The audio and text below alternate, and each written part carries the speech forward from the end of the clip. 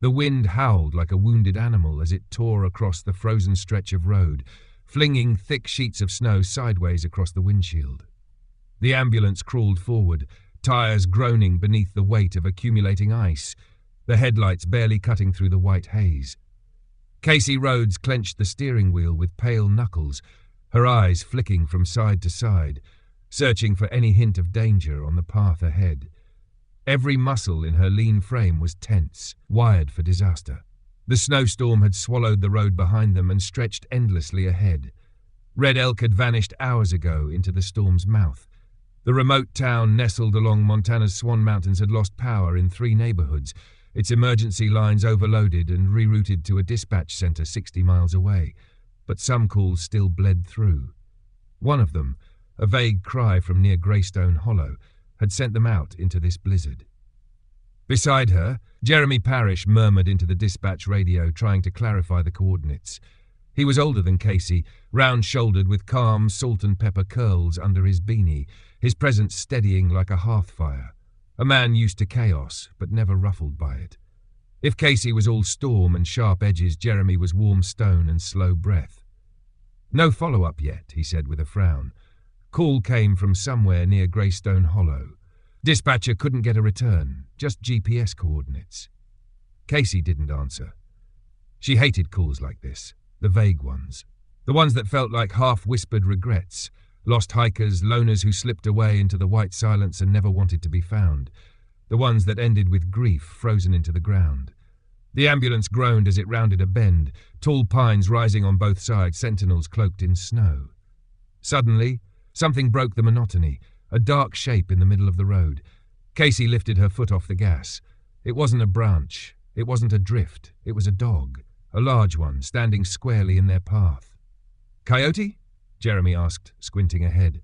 "No," Casey said, her voice tight. "That's a shepherd." The German shepherd stood completely still. Its black and tan coat was dusted with frost, ears perked and alert.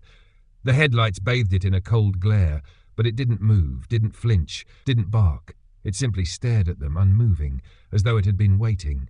Jeremy rolled down his window and shouted into the storm. "Move, boy, get out of the road." Nothing. No twitch, no blink. Casey eased the ambulance to a full stop, the engine idling beneath them like a heartbeat. She pushed the door open, stepping out into the bitter air. The cold slapped her like a rebuke, the wind slicing through her parka as if it were paper. "Casey, come on," Jeremy called. "It's just a stray." But she didn't respond. Something in the shepherd's gaze had gripped her. She stepped forward slowly, eyes locked on the dog's. It didn't bolt. Instead, it took a step back. Not in fear, more like retreating, as if guiding her. Its tail was low, but not tucked. A soft whine escaped its throat, low, mournful, purposeful. Casey's breath hitched. She took another step. The dog took one more backward. "Jeremy, grab a flashlight," she called over her shoulder. With a grumble, he followed, flicking on a beam that cut through the flurry of snow. Together they left the road and descended a gentle slope into the woods, following the silent guide. Paw prints dotted the snow ahead of them, sharp and recent. The shepherd didn't run. He paused often, glancing back to make sure they followed. His pace was measured. Intentional. $10 says he's leading us to a frozen squirrel," Jeremy muttered. But Casey didn't laugh. Her gut told her this wasn't about scavenging. The dog stopped at a small clearing where the snow dipped unnaturally, like something had sunken beneath it. Casey's boots crunched through the crust as she neared. The shepherd circled the depression in the snow, emitting a low, urgent whine. Her eyes narrowed. What looked like a mound of discarded winter clothes stuck out, half submerged and rimmed with ice. She crouched. Something metallic caught the flashlight beam. A carabiner. No, a metal snap, the edge of a baby carrier. "Jeremy," she gasped, "help me." They dropped to their knees, frantically clawing at the snow. It was packed tight, hardened by wind and time. Casey's fingers numbed quickly, but she didn't stop. Fabric gave way. A flash of pink. Then, a hiney. Still. "Oh God," Jeremy choked. Casey ripped open the bundle. Inside, wrapped in a faded military jacket, was a newborn baby. Lips tinged blue. A breath so faint it barely moved her chest. "She's alive," Casey whispered. "She's alive! Jeremy, get the pediatric kit!" Jeremy turned and sprinted back toward the ambulance, boots pounding against snow. Casey peeled off her own jacket and wrapped it around the fragile body. Her arms trembled, not from cold, but from the surge of fear and hope slamming through her. She held the child close, shielding her from the wind that screamed through the trees like it wanted her back. The shepherd sat a few feet away, silent again, watching. Casey looked at him, cradling the baby to her chest. "Who are you?" she whispered. The dog didn't respond, but his stillness spoke volumes. Jeremy returned moments later, face pale, hands full of medical gear and oxygen. "We warm her slowly," he said, breathless. "No shock." They worked quickly, instinctively, hands moving in tandem. As they bundled the baby and began the trek back to the ambulance, Casey held her close like she was something the world had tried to erase, but hadn't succeeded. Once back in the cab, she climbed in with the child wrapped in her parka, never taking her eyes off the faint flutter of breath against her neck. She turned toward the windshield to glance once more at the road. The dog was gone. No paw prints. No sound, as if he'd never been there at all.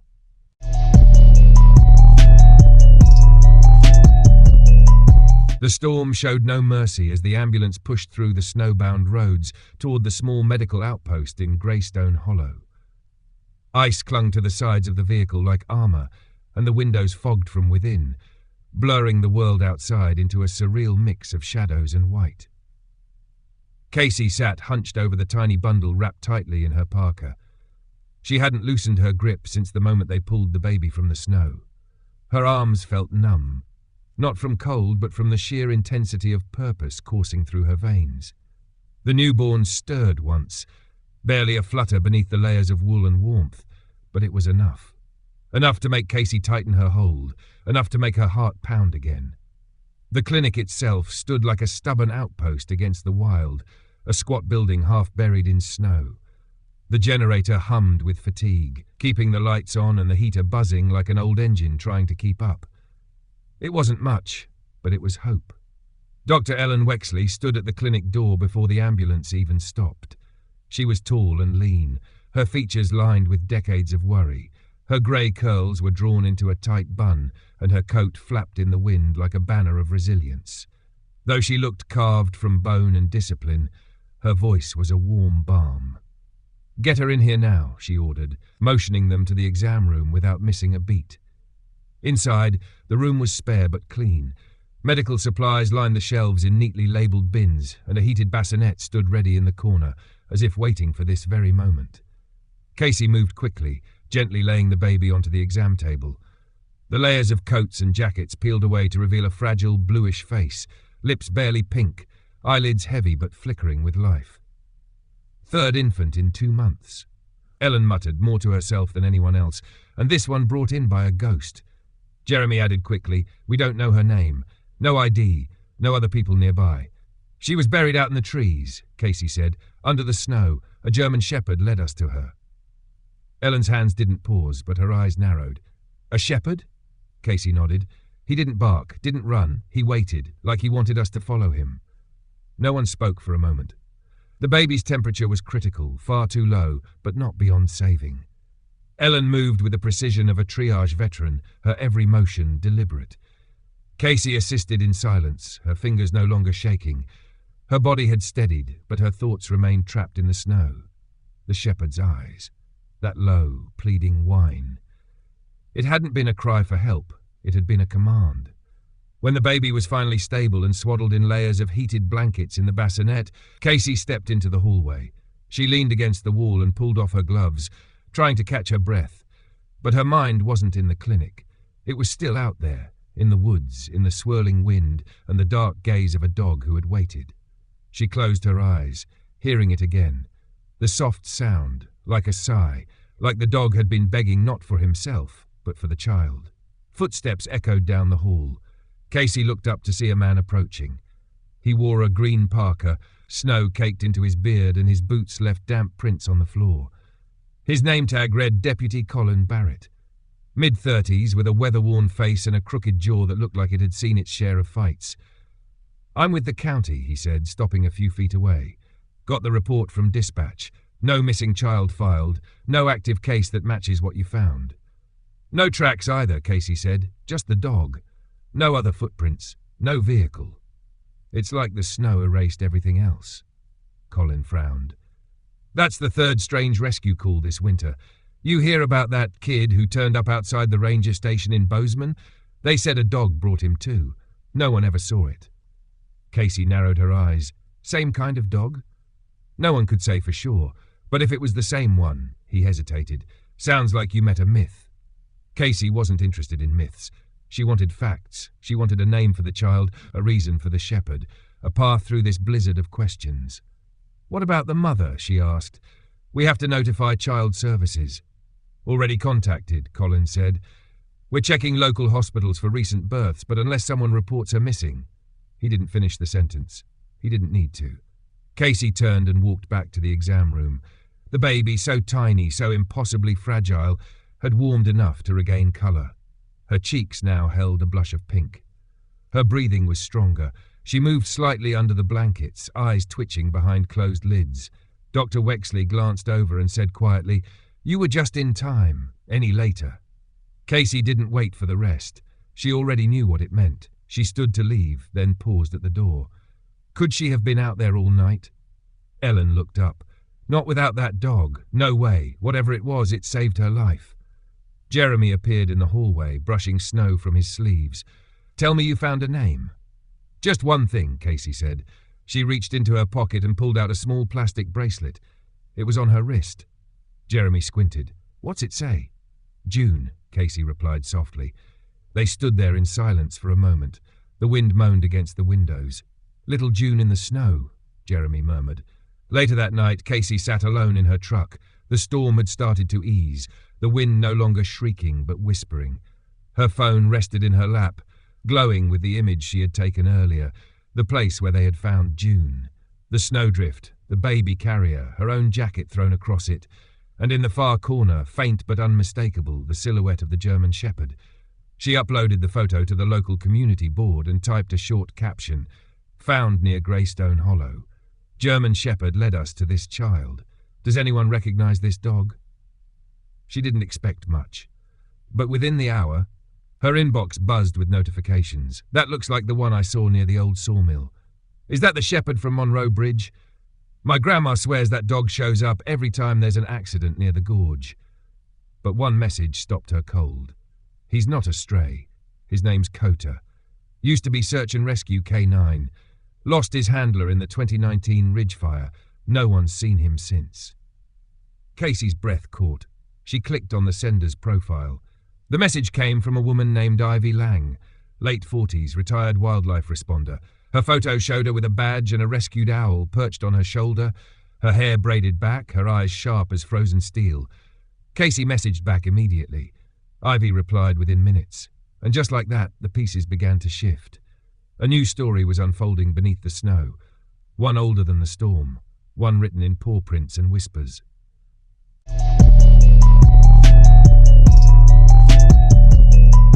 The conversation between Casey and Ivy stretched long into the night. Messages flickered across the screen like slow-burning fire, each one peeling back a layer of history buried beneath ash and silence. Ivy spoke of a time before the snow, before grief carved its path through the lives of those who walked among fire. His name was Kota. He wasn't just a dog. He had been a partner, a professional, trained for wilderness recovery and rapid infant rescue. He'd been assigned to a young firefighter named Travis Hole, a rookie with sharp instincts and a laugh too big for his gear. The two had worked side by side through search and rescue operations in Montana's wildest terrain. Ivy, a wildlife responder herself, had watched their bond grow into something unspoken and powerful. Then came the Ridge Fire. 3 years ago, the wind shifted fast. The team was pulling out. Travis had already saved 2 hikers, shoving them towards safety through smoke and chaos. But a beam collapsed before he could get out. His crew pulled his body free. Kota wouldn't leave him. They had to sedate him just to take him off the ridge, Ivy wrote. After the funeral, Kota had been placed with a temporary handler. But 3 days later he ran, vanished into the trees without a sound. Search teams combed the area. Flyers went up. Trails were checked, but there was nothing. Just rumours. He was seen near the fire line a few times, Ivy messaged. Some said he slept under porches. Never aggressive. Never let anyone get close. Until now. By the time Casey looked up from her phone, it was past 3 in the morning. The clinic hallway was silent, except for the distant hum of equipment. Outside, the town slept under its frozen veil. She stared out through the frosted window and thought, just for a second, she saw movement between the trees. But when she opened the door, there was only snow and silence. Dawn arrived slowly in Red Elk. The storm had passed, leaving the world muted, glazed in white. Pine branches sagged with ice. Roofs shimmered beneath a slate sky. Roads were untouched, still waiting for plows and footsteps. Casey stood in the hallway of the clinic with a cooling cup of coffee in her gloved hands. Her eyes never left the nursery window where June lay wrapped in warmth, her breathing steady now, her cheeks rosy with life. The baby had stabilized overnight. Dr. Wexley had decided to hold off on transferring her. Child Protective Services were on their way. But Casey wasn't waiting. Her body might have been there, but her mind was still halfway back in the woods, to the place where a silent shepherd had stood like a sentinel. The dog hadn't just found the baby. He had protected her, waited for them, guided them. She whispered the name aloud for the first time. Kota. The voice that answered made her jump. I saw the post. Casey turned. Ivy Lang stood in the doorway, brushing snow from her long wool coat. In person, she looked just as her profile picture had promised, tall, wiry, weathered like driftwood. Her silver braid hung over one shoulder, and her boots were laced tight and muddy from the trail. Her presence radiated a calm forged in fire, refined by time. You really came, Casey said. I don't sleep much when old ghosts come calling, Ivy replied. They shook hands, though Ivy's touch was more knowing than formal. It felt like recognition, not greeting. I need to know everything, Casey said. They found a corner of the clinic break room with a frozen window pane and a table cluttered with stale coffee and half-eaten granola bars. Ivy's voice was low, even, matter of fact. The way she spoke made it easy to imagine her shouting commands over a radio while smoke licked the sky. Kota was assigned to Travis Hole, she began. Firefighter 28, bright kid, eager, sharp. Kota wasn't just his dog, he was his shadow, went everywhere with him. She leaned forward, her fingers wrapping around the mug. They were working the ridge fire. It was fast, unpredictable. Travis saved 2 lives that day. Got them out, but he didn't make it. The structure collapsed. When the crew pulled his body free, Kota wouldn't leave him. He lay across him, wouldn't let go. They had to sedate him to remove him. Casey barely breathed. After the funeral, they tried to place him, Ivy said, but 3 days later he vanished. No forced door, no barking, just gone. And no one found him? Casey asked. We searched, Ivy said. Hard, but the sightings were always strange. He was spotted near the fire line months after. Then someone said he was seen near an accident site. Another time under a school porch in the next county, always just passing through. But he never let anyone near, Casey said, her mind drifting back to the dog's steady eyes in the road. Until now, Ivy said. They sat in silence for a moment, the only sound the faint pop of the clinic heater. Why now? Casey finally asked. Why this baby? Why this storm? Ivy didn't answer right away. She looked down at her hands, then back at Casey. Because I think he was waiting, she said softly. Waiting for a moment that mattered, and when it came, he remembered who he was, what he was trained for. Something inside Casey shifted, like the quiet grind of old gears beginning to turn. Kota hadn't just been wandering. He hadn't been surviving. He had been waiting, watching, listening. I need to go back, she said suddenly. I need to see the site again. Ivy studied her, then gave the faintest nod. You're not done, are you? Not even close. An hour later they were back in the woods. Casey, Ivy, and Deputy Colin Barrett made their way through the thinning snow toward the same clearing where June had been found.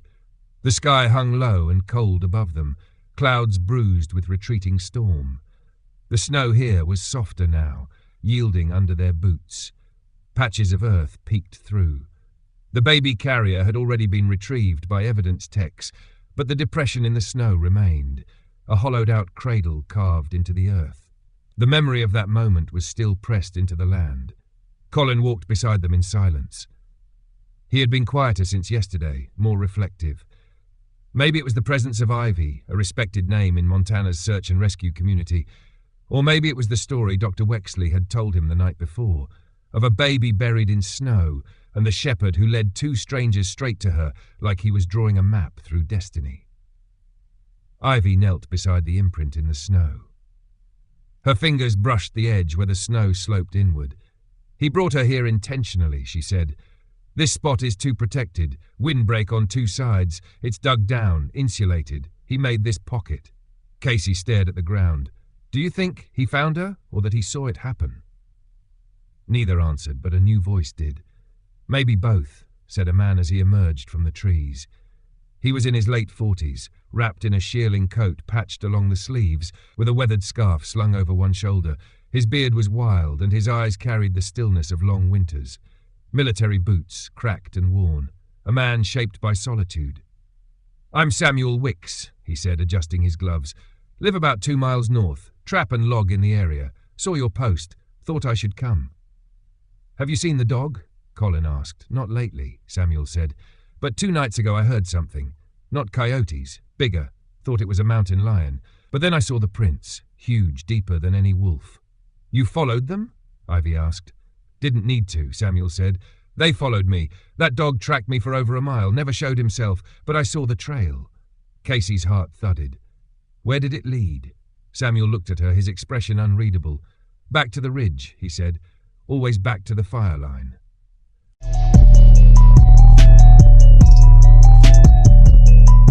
Back at the clinic, the silence felt different now. Less like absence, more like breath being held. Casey walked through the narrow hallway and stepped into the nursery. June was awake. Her tiny fists were curled against her cheeks like punctuation marks at the end of some whispered prayer. Her eyelids fluttered beneath the soft glow of the heat lamp, and her mouth moved as if chewing on a dream. Dr. Wexley met her at the door. "Social Services is sending someone this evening," she said. "A woman named Lara Winslow. She's experienced, handled cases like this before." "Will she take her?" Casey asked. "For now," Ellen replied, "until we know who the mother is." Casey stared at June for a long moment. The baby didn't cry, didn't even fuss. She blinked slowly at the lights above her crib, as if content just to be. "She doesn't cry much," Casey said. "Some babies don't," Ellen replied. "Some wait." That evening, the wind had softened. The sharp edge of the storm had dulled to a hush that whispered across the snowdrifts like a lullaby. Casey stepped outside, boots crunching softly against the ice-crusted sidewalk. The pines loomed quietly beyond the clinic, and there, between 2 trunks, stood the shepherd. Kota. He didn't bark, didn't move. His coat was rimmed with frost again, and his breath steamed gently in the cold. Casey didn't speak. She simply stepped forward. Kota lowered his head slightly, letting out a long, low sigh.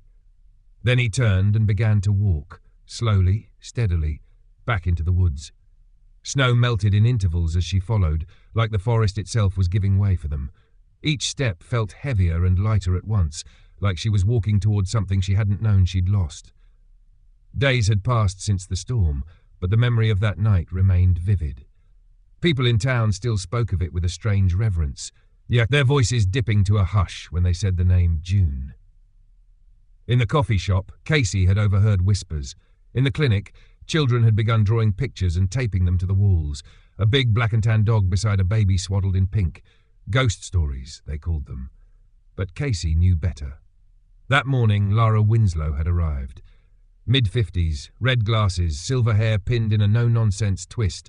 She moved with crisp efficiency, a clipboard always within reach. "Are you the one who found her?"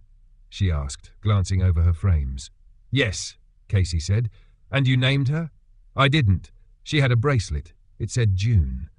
Lara made a note. "We traced a pediatric visit. June Monroe, born 7 weeks ago in Missoula. No father listed. Mother's name is Kelsey Monroe."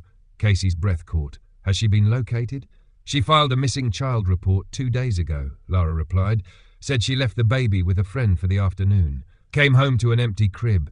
No sign of forced entry. The sitter's car was gone." Jeremy entered just in time to hear. He carried 2 mugs of coffee, his face tightening at the name. "Warren?" he asked. "Trish Warren? That the woman they found in the wreck on Highway 12? Lara nodded. "Hit black ice. Car went off the road. She was ejected. Declared deceased at the scene." "What about June?" Casey asked, her voice barely holding together. "There was no restraint seat in the vehicle. Lara said, but they found stroller wheel marks leading downhill, far from the wreck. She didn't have to finish. Casey closed her eyes. Snow had buried everything. That night she drove again, past the clinic, the gas station, out beyond where the roads lost their names. Ivy sat beside her in the passenger seat, arms folded, eyes trained on the darkness. "You really think he's going back there?" Ivy asked. Casey nodded. Samuel said the prints led back to the ridge fire line. "Dogs don't return to trauma unless they're searching," Ivy said. But Kota, he was trained to run toward pain, not away from it. The road narrowed, crunching beneath the tires. They parked under a canopy of frost-laced pine. Silence wrapped around them like a second snowfall. Only the occasional yip of distant coyotes reminded them of the living world. They moved quietly, boots careful on the hardened path. The forest had shifted again, less wild, more sacred.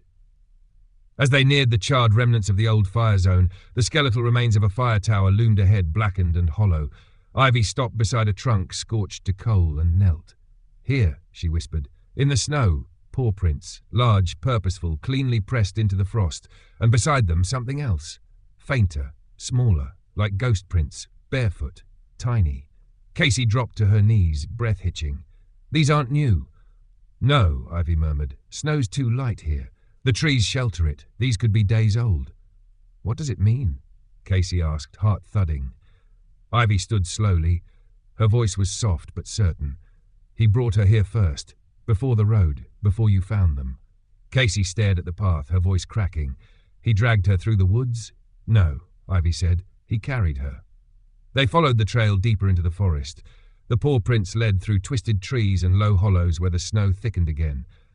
After 10 minutes, they reached a clearing.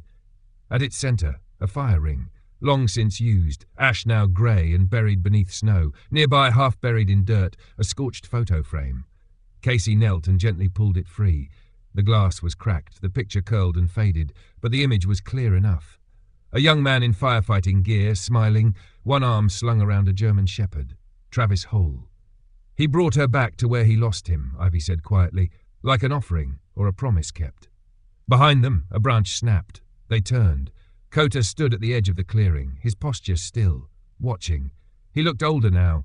Closer than before, his coat was matted with burrs and thorns. His eyes were clouded, a faint film of age softening their shine. But his body, his stance, still held the imprint of training, of purpose. He didn't bark. He didn't move. Casey stepped forward slowly, her voice trembling. "Kota, you found her," she said. "You stayed with her." She knelt, resting the frame in her lap. Kota stepped forward, passing Ivy without pause, ignoring the photo itself. He walked to Casey, and gently, deliberately, he placed his nose against the frame in her hands. Then he lay down in the snow beside her. No motion, no sound, just the steady breath of something that had finally fulfilled its vow.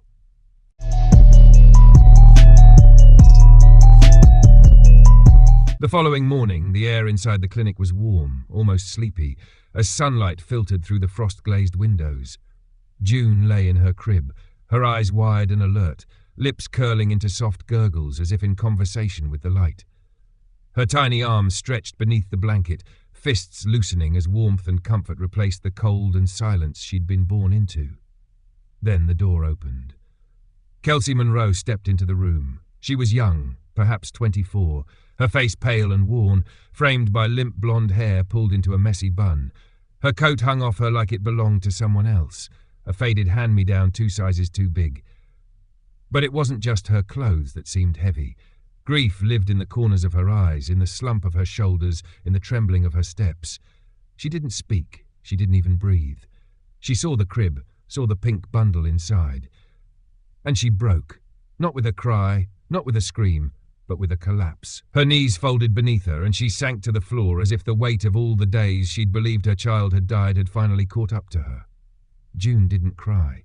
She blinked and made a soft noise, as if sensing something familiar. Kelsey reached for her. Her fingers trembled as she touched the baby's cheek, leaned forward and kissed her forehead. Over and over, she whispered the same name, a mantra, a plea, a prayer. "June, June, oh baby." Casey stood at the door and said nothing. She didn't need to. Outside the window, Kota waited. He lay on the clinic sidewalk, unmoving, his head lifted just enough to watch. He had not stepped inside. He didn't need to. He had done what he came to do. When Kelsey finally stepped out, her cheeks streaked with silent tears, she saw him. Their eyes met. The dog stood slowly and walked to her, not hurried, not hesitant, just steady. She froze. Then, with the smallest movement, she extended her hand. Kota sniffed it once, then sat. A silence fell over them, deep and reverent. It was the kind of stillness that didn't demand to be broken. Kelsey knelt beside him, her hand brushing the thick fur along his neck. He knew, she whispered. He knew she was mine. Later, Casey sat by the nursery window, her eyes drifting between June's crib and the figure of Kota outside. The dog had not moved. He had remained in the same spot, curled beneath the bench as if guarding a treasure. Even when Lara Winslow returned to the clinic and gently suggested a shelter might be the best place for him, pending further assessment, Kota stayed. "He's not going anywhere," Casey had said then, her voice low but unshakable. But now, alone, she found herself at a crossroads. Kota had no official owner, no home, no future mapped out, yet he carried something that no one else could: purpose. A mission that had outlived his handler and outrun even memory. She looked at him again, wondering, not for the first time, if she could be what he needed now. If her home, small and quiet, could be the next chapter for a dog that refused to stop searching. That afternoon, Casey returned to the fire station where Travis Hole had once worked. Kota walked beside her, though slower now. A faint limp still lingered in his back leg, and in the daylight his age showed more clearly. Grey fur around his muzzle, eyes clouded just slightly with time. Yet he moved with discipline, scanning each doorway before entering, pausing at every threshold, his flank always angled toward the wall. They entered through a weather-worn door into a building of steel and cinder block, the walls still holding the scent of ash, oil and coffee. Firemen moved with the unspoken rhythm of people who knew urgency and calm in equal measure. A man emerged from the back office, late 50s, his hair cropped close, a denim shirt tucked into fireproof trousers. He moved with authority, but he walked with a limp that matched Kota's rhythm. His eyes landed on the dog and froze. "Well, I'll be damned," he whispered, crouching slowly. "Kota?" The dog walked forward and stopped a foot away, then sat. "He used to do that for Travis," the man said softly. "Wouldn't come closer unless given the word." He stood, clearing his throat. "Captain Neil Bram, you came to learn more?" Casey nodded. "I came to see where Kota came from." Neil led her down a corridor to a storage room in the back. Boxes were stacked neatly, each marked with years and unit codes.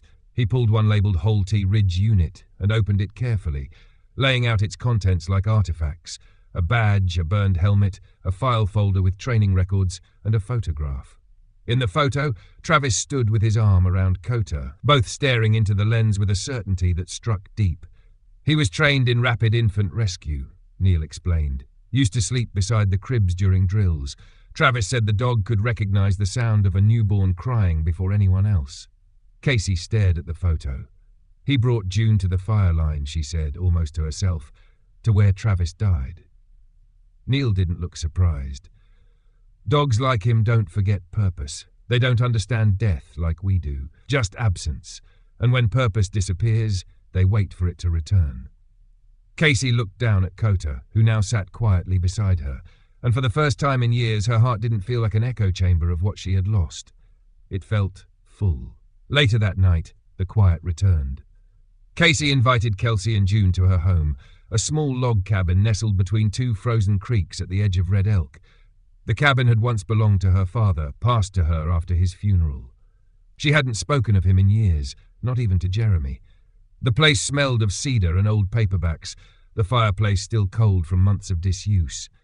But tonight she lit it. The fire caught slowly, hissed once, then glowed. She laid a quilt on the floor, where June could lie near the warmth, babbling at the dancing shadows across the logs. Kota lay beside her, his head resting near the blanket's edge like a sentinel. Kelsey sat across from Casey, her coat still on her lap. Her features were sharper now than the day she had arrived, colour in her cheeks, steadiness in her voice. But the weight of those lost days still clung to her. "I haven't told anyone yet," Kelsey said quietly, "but I think I want to move back here, to Red Elk." Casey looked at her. "I grew up here," Kelsey said. "My mom passed 3 winters ago. After that I couldn't stay. Grief lived in the curtains, you know. Casey nodded slowly. I was thinking, Kelsey continued, brushing her hand across June's blanket, maybe I'd get a job at the library. I used to shelve books there in high school. You should, Casey said. There's healing in places that remember us. Kelsey looked over at Kota. I don't know what would have happened without him. He chose her, Casey said simply. The fire popped in the hearth, scattering tiny embers into the air. In that sudden quiet, Kota shifted closer to June, his body curving slightly around hers, his chin resting near the edge of the blanket. Kelsey smiled, tears slipping down her cheeks. He doesn't even blink when she cries. He doesn't need to, Casey whispered. He already answered.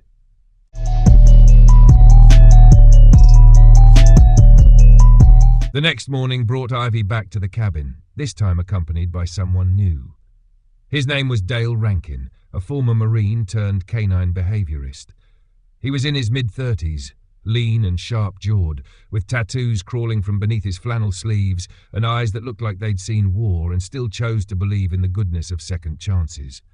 He didn't speak much at first, just watched. For nearly an hour, he observed Kota in silence, how the dog responded to June's coos, how he flinched subtly when sirens wailed in the distance but never moved from her side, how his ears twitched to every sound she made, even in sleep. Dale finally sat back, rubbing his chin. He's not a typical case, he said. Signs of trauma, definitely, but high cognitive retention too. He's functioning on instinct and training at once. Can he stay with her? Kelsey asked, her voice tentative, barely more than a breath. Dale looked at her for a moment, then at Kota, who was now curled near the base of June's crib, eyes half-lidded but alert. You're not just adopting a dog, Dale said. You're inheriting a history, a mission. He's imprinted on her, deeply. It's rare. He's not protecting her out of fear. He's chosen her.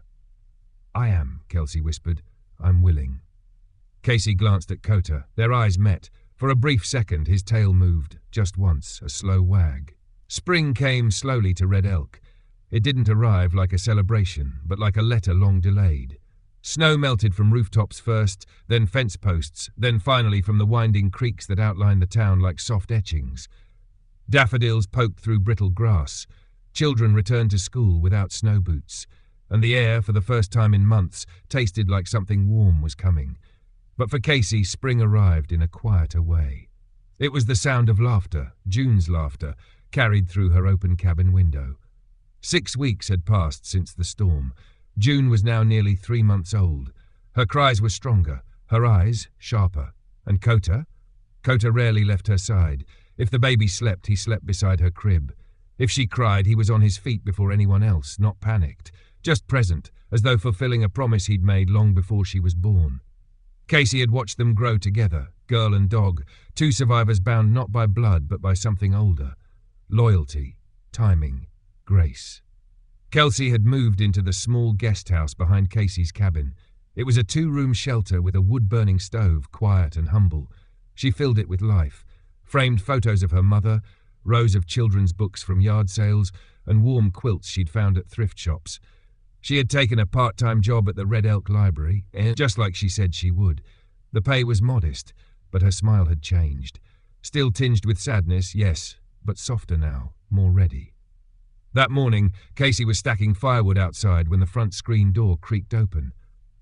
Jeremy Parrish stood on the porch holding a foil-wrapped package and 2 thermoses, his usual soft-eyed, barrel-chested self. "Figured you could use breakfast," he said, offering 1 mug. "Only if it's not from that gas station you call a diner." Casey replied, smiling. "It's not. Ivy made it." Casey raised an eyebrow. "Ivy cooks?" "Only when she's avoiding filing permits to turn her barn into a raptor rehab center." Casey laughed. They sat on the porch, warming their hands with coffee, watching the clearing beyond. Kota was patrolling slowly near the patch of sun-drenched grass. June lay on a blanket, wrapped in a quilt, her legs kicking lazily in the air as Kelsey knelt beside her, tickling her belly. "She's changed a lot," Jeremy said, his eyes on the baby. "They both have," Casey replied. "You too." She paused, then added, "I think I forgot what peace looked like." Jeremy's tone softened. "Are you going to keep him?" Casey looked at Kota. He had grown thinner in recent weeks. His gait slower, his fur more grizzled, but his eyes were the same, alert, watchful, steady. "I thought I would," she said, "but he already chose." Jeremy followed her gaze.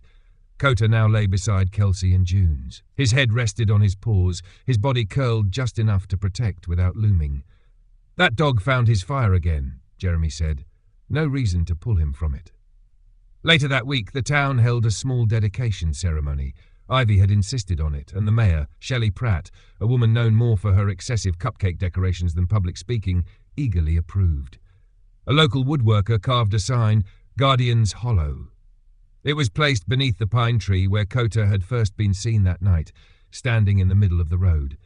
No grand speeches, no dramatic gestures, just a simple brass engraving, for the one who remembered. Children placed wildflowers in a ring around the sign. An elderly woman hummed an Appalachian lullaby. Kota sat through it all with the quiet dignity of someone who understood honor, but had long ago stopped needing it. After the crowd dispersed into murmurs and small talk, Casey remained. Kota stood beside her, tail still, eyes watching June in Kelsey's arms. "You never quit," Casey whispered. She reached into her jacket pocket and pulled out the small firefighter patch she'd found in Travis Hole's old locker at Station 9, the one once sewn into Kota's harness. She leaned down and gently clipped it to the collar he now wore. Kota didn't flinch. He didn't react at all. But he closed his eyes. That evening, as dusk painted the hills in lavender, something changed. Kota stood at the door to June's nursery, not outside it, not in his usual watch post near the threshold, but inside. He padded across the floor silently and lay down beside the crib. He rested his chin on the wooden frame. And then he exhaled. Not sharply, not in vigilance, but deeply, softly. The kind of breath a creature takes when it no longer feels the need to keep watch. When it finally feels safe enough to dream. And that night, for the first time since the ridge fire 3 winters ago, Kota slept not like a soldier on alert, but like a guardian at peace. Some say miracles only live in ancient stories or distant lands, but sometimes they walk on 4 legs. Sometimes they return from fire and frost to finish what was left undone. Sometimes the world forgets, but the faithful don't.